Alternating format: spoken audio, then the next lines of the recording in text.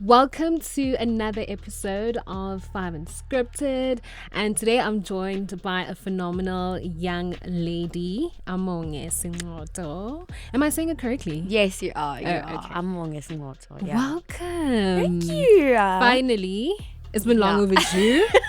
I think we've been trying to plan this for like 2 months. Wow. But yeah, no, I'm so glad to finally be here. Finally. Yeah. I can't do no small talk, no small talk. I'm not with the small talk.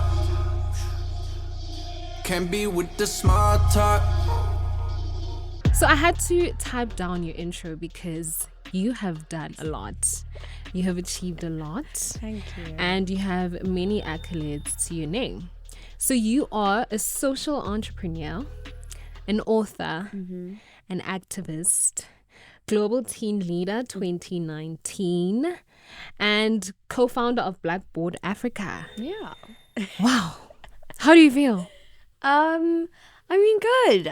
I'm just happy that like I've had the opportunity to do the things that I have. They've all been really fun and really come very organically, but they've also been filled with a lot of purpose. So yeah, I'm just grateful. And how was life growing up for Amonge? I can imagine right now that, you have achieved so much in your life, and looking back, how was life like? Yeah.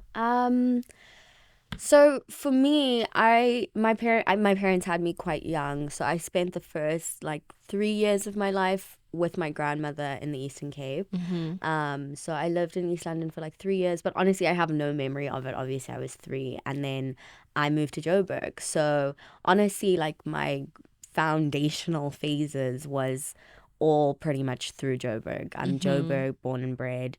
And yeah, I've been living here since then, since 3 years old. And yeah, it's been great. I think there's something really electric about the city and Definitely. the kind of hustle that you kind of get used to. It really is a world-class environment, and it pushes you to just achieve your goals and just like realize the things that you want to do. Like I don't know if I would have been able to start Blackboard Africa at 16 had I not been in this environment, and if I had not been supported by my family, by mentors. I think something about the city has just connected me to so many amazing people who have been a huge part of my journey and me getting to where I am now. So I think, when I think about my childhood, I think about the city, and I think about the amazing network of people that were a part of making me who I am.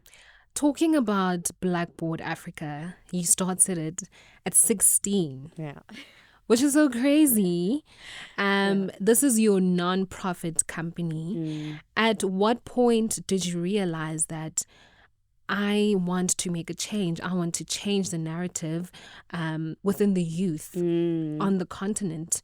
At what point did you realize that this is what I want to do? At 16, because I could imagine that at 16, you're probably in what, grade 10? Grade 10, yeah. Grade I think 10. so. I mean, you're just thinking of spending the weekend with your friends, just being a normal teenager. Not that there wasn't anything normal about that, but like at what point? Yeah. Yeah. Did that change? So I think there was a lot of factors that contributed to it. So I went to a private school, and I'm so fortunate that my parents like worked really hard to get me into those environments. It was great school. It was a great quality education. But the reality is that they were not built for people like us. And so you found yourself, and I found myself and a lot of my friends feeling like there was a huge barrier in us being able to be ourselves and identify like as young Black girls who are figuring out things, trying styles with your hair and, your language. Like there was just all of these little parts of yourself that you couldn't bring into that space. And I think it subconsciously tells you a lot about how to value those things and also what it means to succeed in this kind of world. And so that was going on, but at the same time, there was this huge Zuleika Patel and the Pretoria Girls movement where, same situation, girls who were as young as us pushing back and saying this is not okay and you can't define us by your terms. We're here now. We have to be heard. We have to be, brought into the conversation. So this like really intense fearlessness. And then I think I remember watching the Black Girls Rock Awards, and it was just this beautiful celebration of like Black girls and all the amazing things that they did. And it was just like, it was something that I saw and I was like, oh, I would love if we could have that space, because here we're in South Africa, we are the majority, but there are some of us in certain spaces who are feeling like the minority and being treated as such. And so I think it's really important that we have a space where we're reminded of our power, of, the importance and the value in our identity. And that's where Blackboard Africa really started. Did you find it difficult between bridging the gap between being a normal teenager, in high school, having normal relationships with your friends, and being so influential at a young age? Because in your teenage years, you already a global teen leader. You were already on huge platforms like TEDx, Google, and Black Girls Rock. Yeah. Did you find it difficult just bridging the gap, being Amonge, the normal girl at school, and being Amonge Sinxoto, the brand? Yeah. Look, I mean, I think when it started, there wasn't this huge separation of like, this is who I am at school and this is the brand. Like, I was just me, and I was doing something that I thought was important for myself and also for my peers. And yeah, I think the first like crossroads that I felt at that time was, feeling like my closest friends were not supportive at all. In this work that I'm doing that I thought was really important. And we have these conversations with my friends all the time. So I'm like, guys, let's do it in a meaningful way. Let's write about it. Let's do this. And none of them really were getting involved. So I think that was when I started to realize that like, okay, there's something going on with this work that I'm doing and the like-minded people that I'm connecting with in this space. And that's where I met some of the people who are my closest friends now. But at the time, it was very jarring to think like all my girlies and all my people from high school who I thought were really close, they're not supporting me. But I think it was an important lesson in the sense that I got to understand I got to define what true friendship means to me, and I've found those people now. So I think it's become a lot easier to balance, the friends and the social and the school and, all of these other factors when you're supported by people who understand you and believe in you and, want to see you thrive. So, yeah. I can totally relate to what you're saying as a young person who wants to do so much for herself. On the topic of friendships, right? And friends feeling like they can't support you because you're doing such impactful and meaningful work. Did you feel like you sort of intimidated your friend, or your friends rather felt intimidated by you? Because I've went through that phase in my life as well, especially after I graduated for my honors degree. And, there was just this transition where people were just going away, like drifting away, and we're not that close anymore. And my friends would be mad if I couldn't hang out with them because I had commitments, even the industry that I'm in right now. And I would tell them that, no, this is what I have to do because I'm doing this for myself. Did you feel like your friends were intimidated? Look, I don't know what was going on with them. So I can't speak for them, honestly. But I think what it made me realize is there are certain friends for certain times, but also for certain things. Like I have my girlies that we're go out girlies, we're good time girlies, we have a nice time. And then I have friends who like I like to, have like really deep, meaningful conversations with, and people that I really enjoy sharing stuff about TV shows, about life, and then there's people who like honestly touch all bases. So I think I've come to a point where I expect from my friends, according to what I feel like where we are and what the depth of our relationship is. Do you get what I mean? Yeah. Like, if I know you and that's the nature of our relationship, I don't think it's fair for me to expect you to be, This kind my of person. everything in a time of need when that's never been the nature of our relationship. So I think it's just taught me to be very clear about my intentions of my friendships. And once I've done that, then also, but stay in that lane. I don't know if that makes sense. It sounds a bit weird because like it feels weird to feel like you're categorizing your friends, but like I think I found it to be really, really helpful in the sense that, listen, I know where you are, I know where we are, and I know what we expect of each other. And I think that's what makes really healthy relationships all around. Creates less expectations. Yeah, I think so. And if I expect more from you and I want our relationship to grow in a different way, then I'll communicate that. And if you're in a place to receive that, you tell me. And if you're not, again, you can tell me. Do you know what I mean? But I think it creates a lot of like openness, and it's really for us to define it.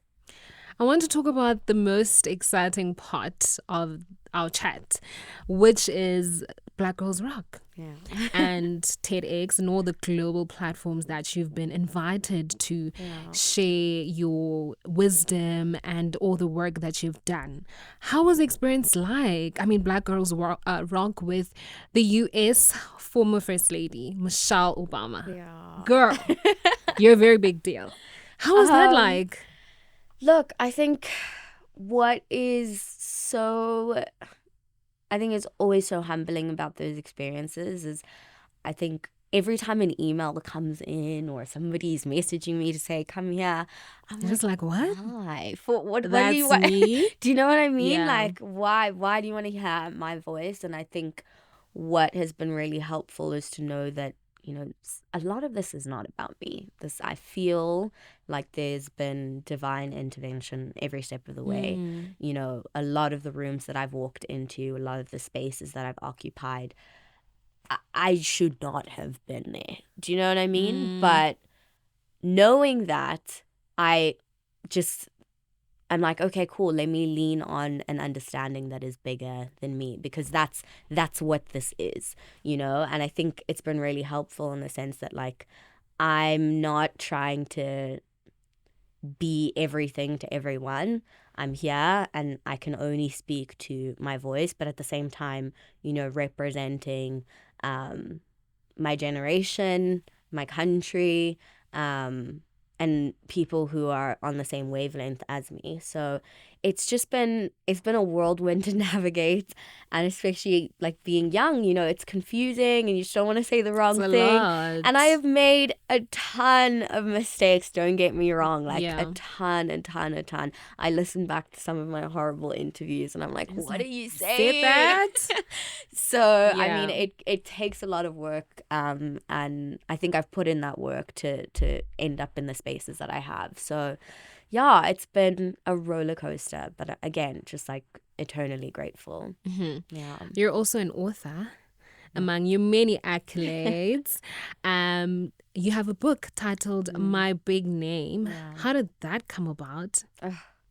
So, I mean, even when I think about the origins of Blackboard Africa, like our whole message and the whole reason we called ourselves Blackboard Africa was because it was about giving us an opportunity to rewrite our stories. On a physical blackboard, you can wipe it out and write whatever you want to write, but it still has remnants of what was there before. So our history still shapes us, but we can take the pen into our own hands and tell our stories for ourselves. So I think the storytelling part of my life and my purpose has always been there.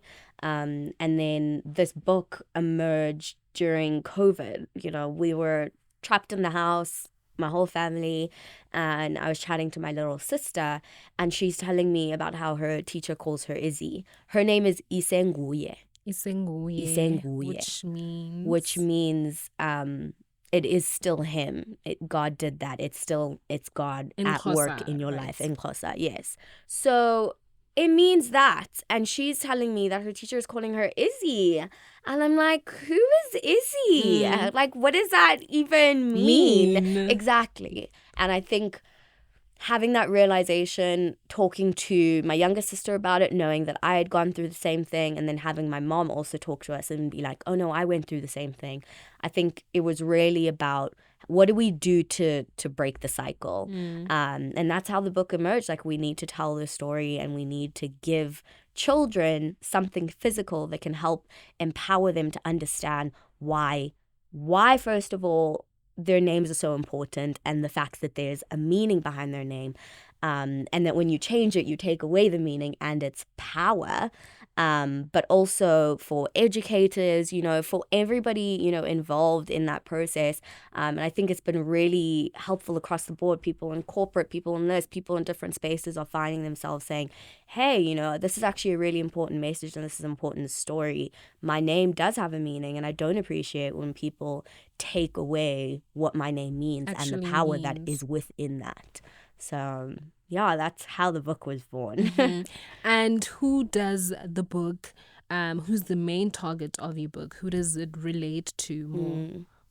I mean, it's for children. So the target audience is like 5 to 7. But like I said, because of the contents of the story, it's really applicable across the board. Like, I think when I wrote it, I read it to my little sister, but every time I read it to her, I'm really reading it for myself, because I'm like, I wish I had this book, something that could have helped me to use my voice a little bit and just articulate to people around me that, no, it's really important that you understand my name. So if we have to keep practicing, if we have to keep trying, we'll keep doing this, but you've got to get it right, and you've got to make an active effort to get it right, because it's so, so, so important. So, that's the main, reader age for the book, but it really is across the board. And I think that's what we found when we came out, that people from different cultures, different countries, everyone's name has a meaning, whether it's reference to family, whether it's reference to, a purpose that your parents want for your life, or a gift or a blessing.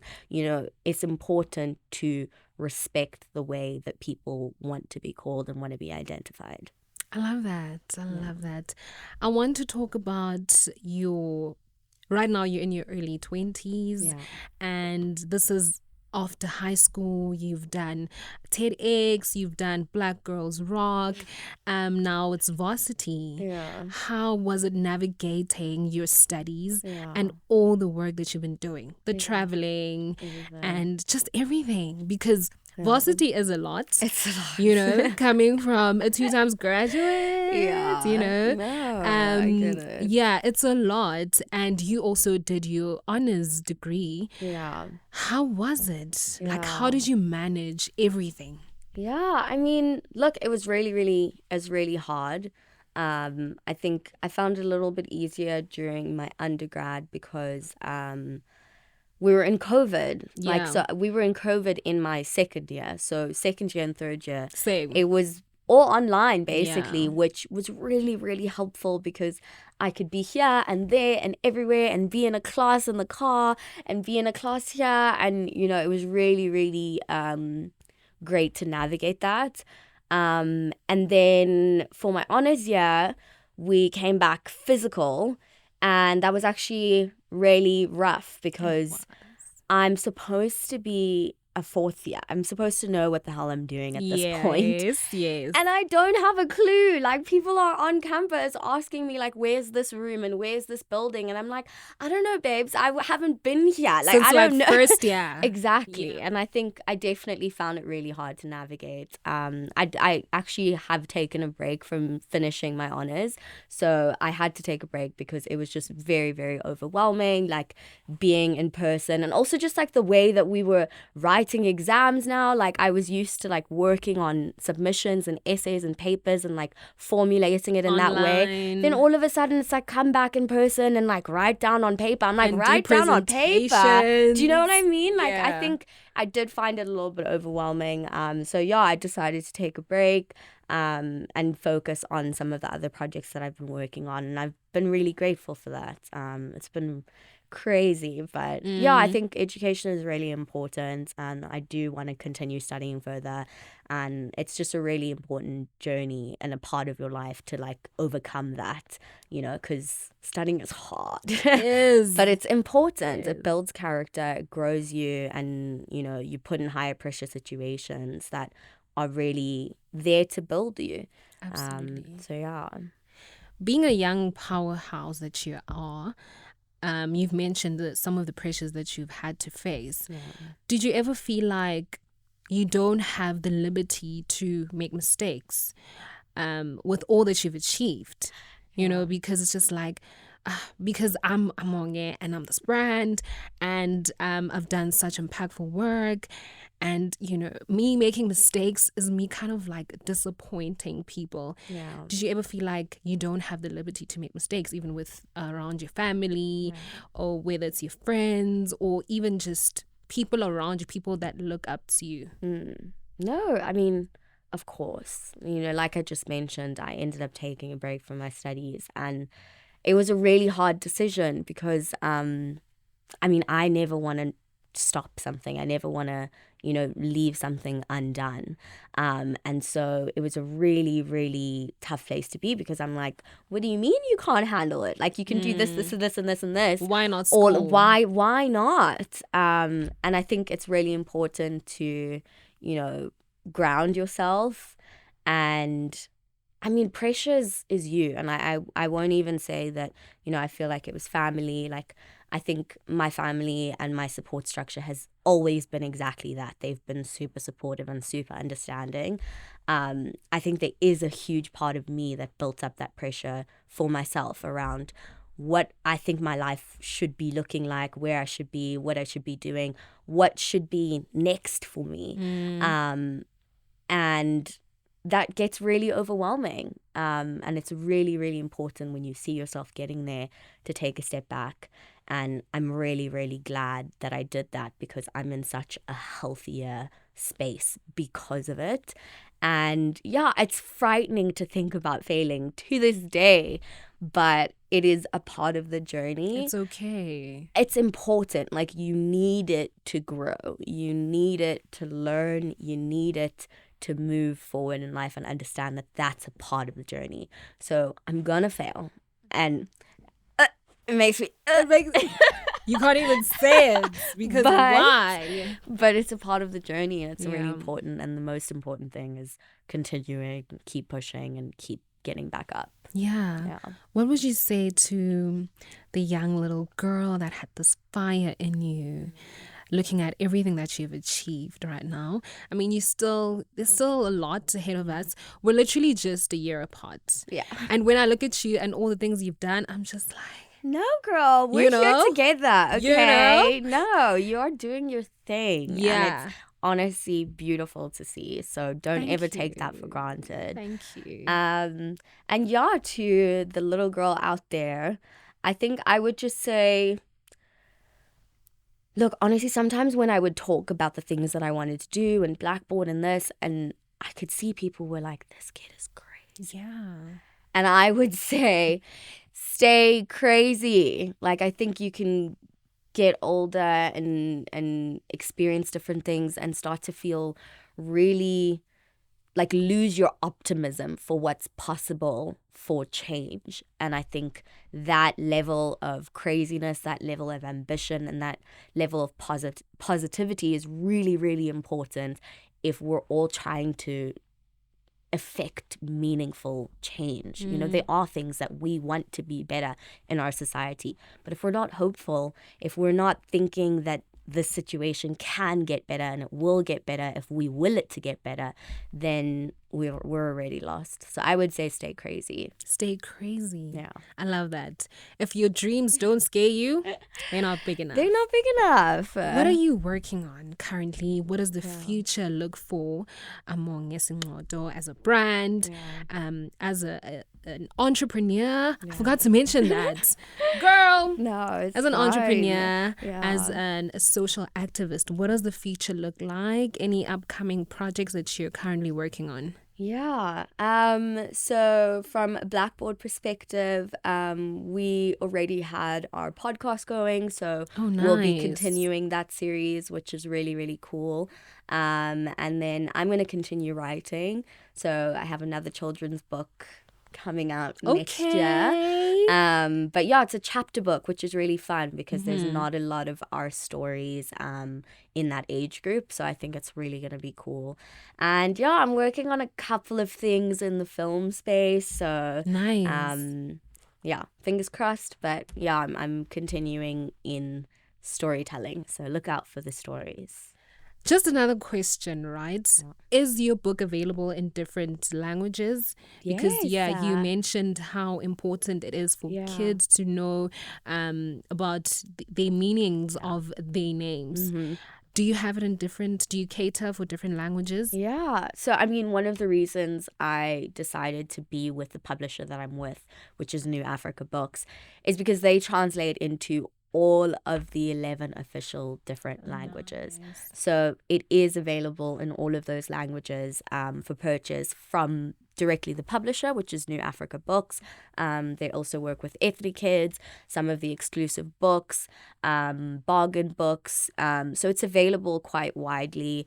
And also we translated into French, I think, last year. Ooh, okay. So that's also really fun. Yeah, so it's out there, and I think it's a really cool tool if you're a parent or if you're a young person trying to learn a little bit more about how to read and write in your languages. You know, because our literacy in our native languages is quite bad. I think True. it's a really cool, fun story to start that with. Yeah. Wow. I'm speechless. Oh, I hope I gave you enough. 'Cause I could stay here all day. This has been really fun. Yeah. It's been absolutely amazing having you. You're such a powerhouse.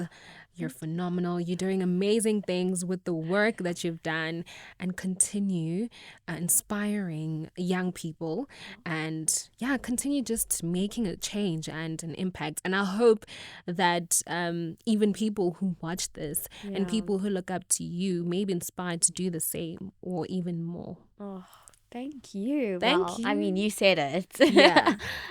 It's an honor to inspire. So I'm really glad, and thank you for having me. Thank you so much. This is 5